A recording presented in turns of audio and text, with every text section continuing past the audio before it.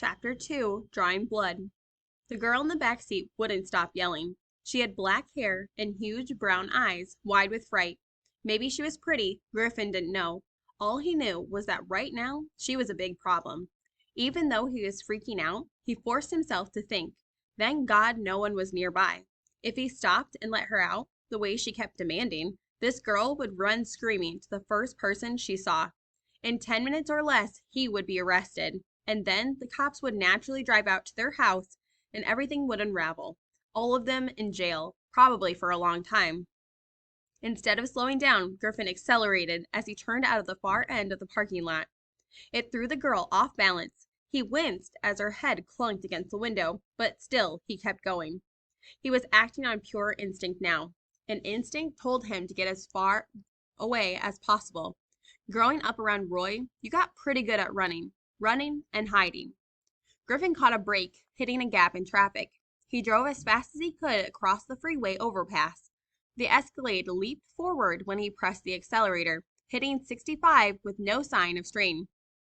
With the way today was going, the cops would pull him over for speeding. Griffin needed time to think this through, but there was no way he could afford to take it. He figured he had to put as much distance as he could between whoever had been driving this car and the girl in the back seat, who must belong to them, to get away from any witnesses who might be calling 911 on their cell phones right now. Cutting in front of a red Honda, he took the next corner on two wheels, getting off the main road. He pounded the side of his head in frustration. How could he have been so stupid as to not notice that there was someone in the car? Griffin could hear Roy shouting at him, almost as real as the girl in the back seat, the girl who wouldn't stop yelling. He hadn't been able to see past the keys dangling in the ignition. It was that simple and that senseless. Griffin had been walking down the long rows of vehicles, looking like any other stressed out Christmas shopper who couldn't find his car. Instead, he was looking for packages he could boost. The packages came from the big, boxy stores that surrounded the acres and acres of the shopping center's parking lot. The whole place was so big that most people left one store, got in their cars, and drove the equivalent of 3 blocks to the next store. Thanks to Roy, Griffin knew how to get in and out of a locked car in under a minute. He could do it even when someone was climbing out of the next car and they wouldn't notice a thing. Sometimes, just for a thrill, Griffin would even give a nod as he straightened up with the J. Crew bag or the box from Abercrombie. Then he would stroll down to his own car, parked near one of the exits, and put the bags in the trunk.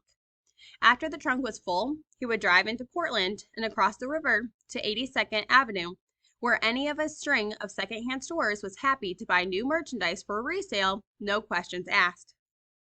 The Escalade had been a gift, a surprise present meant just for him.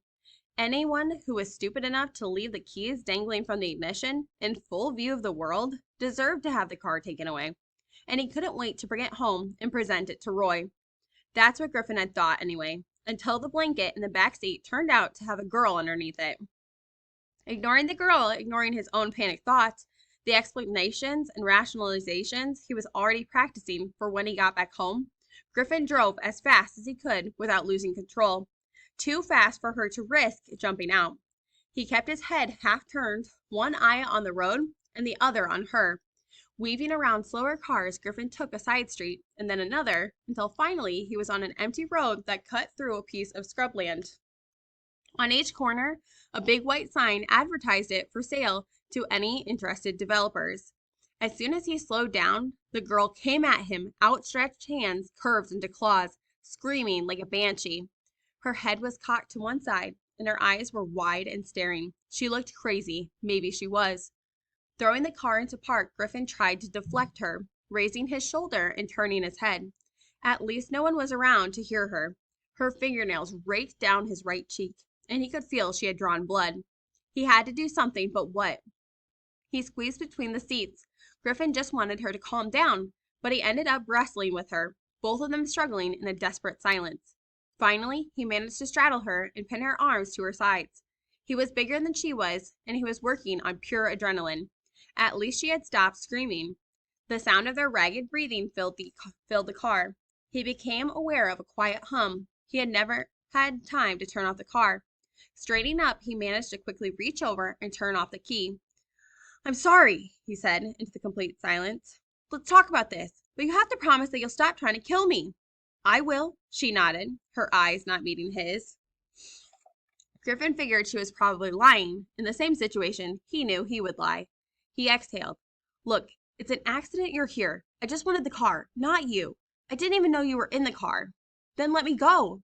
Her voice was low and hoarse. She took a deep breath and then started to cough, a deep, racking sound. She kept her head turned away, but still little flecks of spit landed on him. When she spoke again, it was in a whisper. Please, please just let me go. I won't tell anyone. Even Griffin wasn't that dumb. I'm sorry, but do you think I really believe that?